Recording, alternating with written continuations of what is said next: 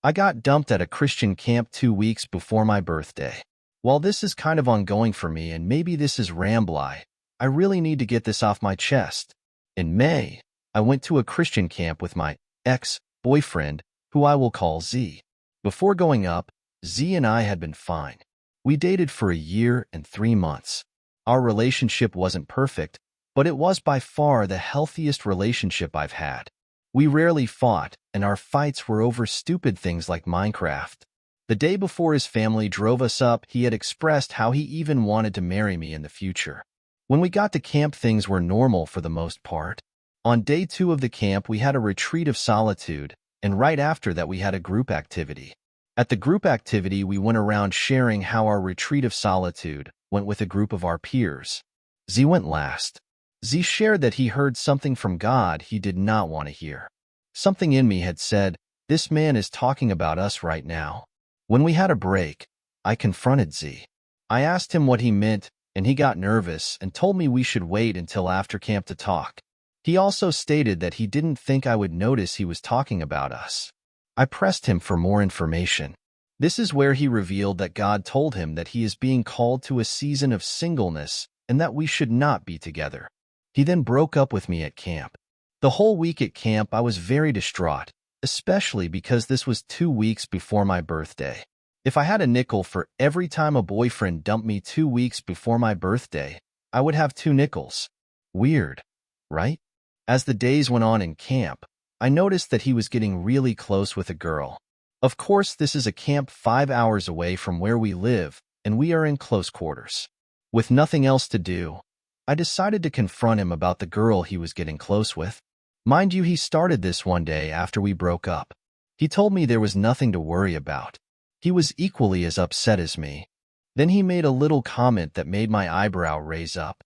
Z told me that if it came down to it, he would start dating again, and he advised me to find someone else to date.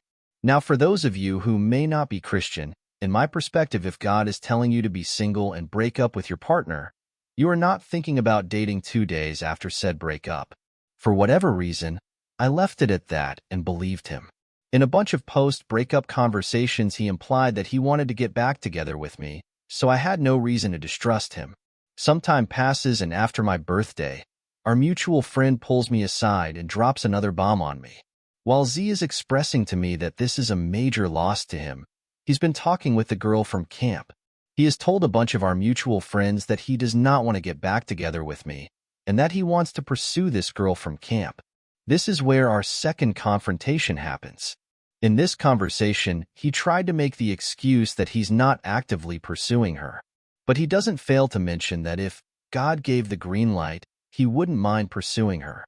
But he just wants friends to cure his loneliness. He is still actively pursuing her. I am disgusted that this all happens in front of my face. The real kicker is that this is not the first time he has been called out for his actions towards other girls. He always thinly disguises it as pursuing friendships. One time he got upset at me because this girl stopped talking to him because I came off as a weird girlfriend. By weird girlfriend, he means I saw him talking with a girl and went up to him and held his hand. She immediately stopped talking and left before anyone could say anything. The second time was with a mutual friend, and he would invite her to things that he would not invite me to or tell me about. He got so close to her, people thought he left me for her. None of this is on her, as when she noticed, she told him nothing would happen, especially because we are friends. Multiple mutual friends have told him to stop airing our business and to stop pursuing other women in this way. I thought I was fine. He has stated from day 0 that he wants to date other people, so none of this is shocking or surprising. But upon further self-reflection, I feel like an idiot. Before we started dating, I felt like I had a stronger relationship with God than I do now. Before dating him, I had stopped cursing. I stopped being lustful. I was actively pursuing my relationship with Jesus. These things were important to me. I feel like a veil has been lifted, and I see that I am worse off than I was. All throughout the course of our relationship until now, I started smoking again, cursing again, being lustful. I feel like I gave up big parts of me for a man that would not ever choose me. I dodged a bullet simply because I cannot see how you can love someone and try to date someone else one day after a breakup.